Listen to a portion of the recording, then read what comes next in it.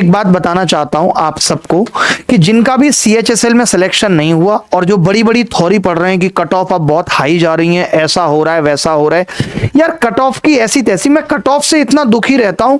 Teachers भी बड़ी चिंता करते हैं कट ऑफ बहुत हाई जा रही है, अब क्या होगा, तुम भी पागल हो रहे हो, कट ऑफ बहुत हाई जा रही है।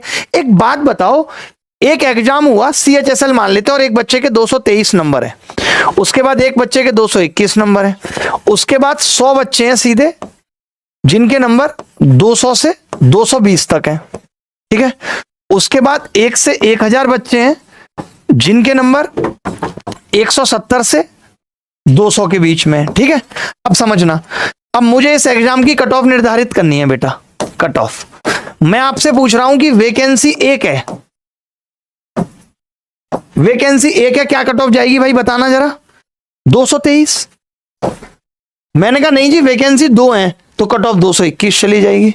मैंने कहा जी वैकेंसी 102 है तो आपने कहा कट ऑफ फिर उस हिसाब से 200 चली जाएगी, क्योंकि 200 तक के बच्चों के नंबर है 100 के बीच में।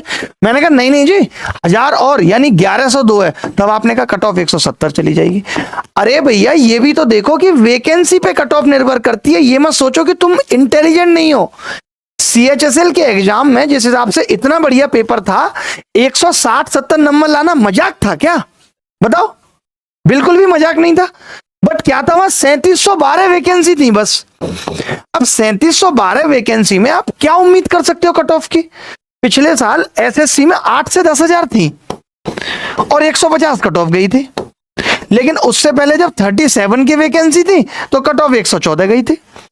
इस बार ही मान के चलो कि 20 से 25 की अगर वैकेंसी रही तो कट ऑफ 130 तक चली जाएगी। अरे कट ऑफ का सीधा मतलब पेपर के डिफिकल्टी लेवल से तो होता ही होता है, वैकेंसी से भी होता है।